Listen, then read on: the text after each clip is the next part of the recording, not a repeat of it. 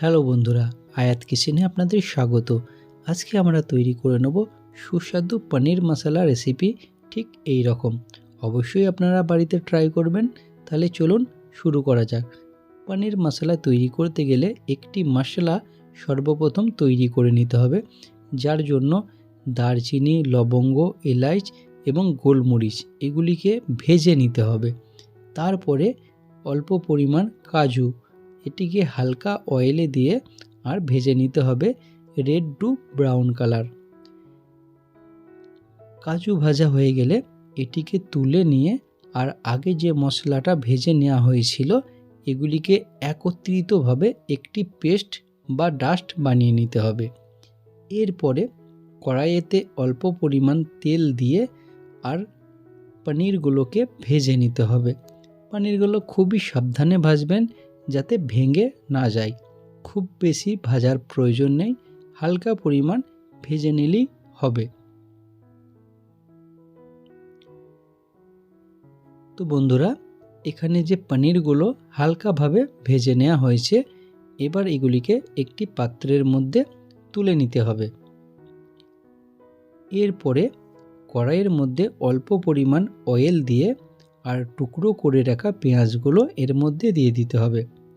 আমি এখানে সাদা অয়েল ইউজ করছি, আপনারা চাইলে সরষের তেল ইউজ করতে পারেন। পেঁয়াজগুলোকে কিছুক্ষণ যাবৎ নাড়াচাড়া করে নিয়ে যখন পেঁয়াজগুলো একটু নরম ভাব চলে আসবে, তখন এখানে আদা এবং কাঁচা লঙ্কা টুকরো করে রাখা দিয়ে দিতে হবে। আমি এখানে রসুন ইউজ করছি না, শুধু আদা ছোট ছোট টুকরো ইউজ করছি। এগুলো কিছুক্ষণ যাবৎ নাড়াচাড়া হয়ে গেলে এর মধ্যে মশলা দিয়ে দিতে হবে ধনে গুঁড়ো, কাশ্মীরি লঙ্কা এবং হলুদ গুঁড়ো পাউডার। মশলা দেওয়া হয়ে গেলে এখানে কিছুক্ষণ যাবৎ কষিয়ে নিতে হবে।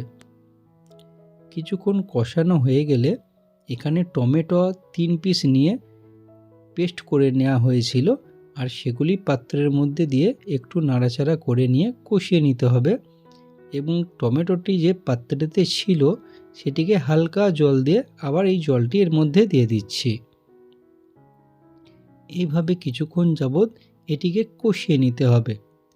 এরপরে এর মধ্যে কিছুটা পরিমাণ চিনি ও স্বাদ অনুসারে লবণ অবশ্যই দিতে হবে। চিনিটি দিয়ে আবারও কিছুক্ষণ যাবৎ এইভাবে নাড়াচাড়া করে কষিয়ে নিতে হবে। এরপরে যে প্রথমে একটি ডাস্ট বা মশলা বানানো হয়েছিল কাজু বা আদার্স ইনগ্রিডিয়েন্টস দিয়ে, এটিকে এর মধ্যে দিয়ে কিছুক্ষণ যাবৎ নাড়াচাড়া করে নিয়ে ভালোভাবে মিক্স করে দিতে হবে। এইভাবে কিছুক্ষণ কষিয়ে নেওয়ার পর অবশ্যই কসুরি মেথি পাতা দেবেন, তাহলে পনিরের যে টেস্টটা ওটা খুব সুন্দর আসবে। এইভাবে সমস্ত ইনগ্রিডিয়েন্টস কিছুক্ষণ যাবৎ কষানো হয়ে গেলে যখন টেক্সচারটা একটু মোটা হয়ে যাবে, এমন তো অবস্থায় অল্প পরিমাণ যতটা আপনার প্রয়োজন গ্রেভির জন্য ততটা পরিমাণ জল অ্যাড করে দিতে হবে। জল জাস্ট একবারই, এর বেশি আর কোনো জল দেওয়া যাবে না। এরপরে কিছুক্ষণ যাবৎ এটিকে ভালোভাবে ফুটিয়ে নিতে হবে।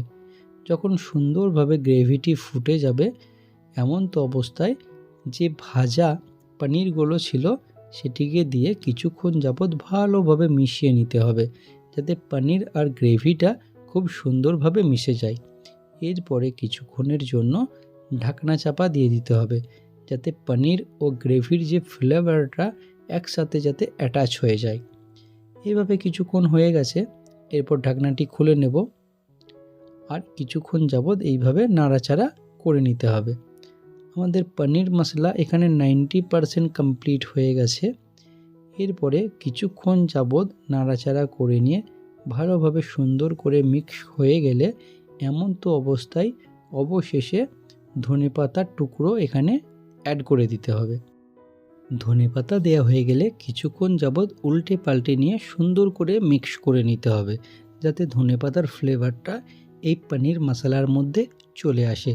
তো বন্ধুরা, দেখতেই পাচ্ছেন আমাদের পনির মশলা কত সুন্দর এখানে তৈরি হয়েছে। এর কালার, টেক্সচার, গ্রেভি একদম পারফেক্ট। এবং খেতেও হবে অত্যন্ত সুস্বাদু। তো চলুন বন্ধুরা, আমাদের পনির মশলা সম্পূর্ণভাবে রেডি। আপনারা অবশ্যই ট্রাই করবেন। তাহলে দেখা হচ্ছে আবার পরের ভিডিওতে। Bye bye.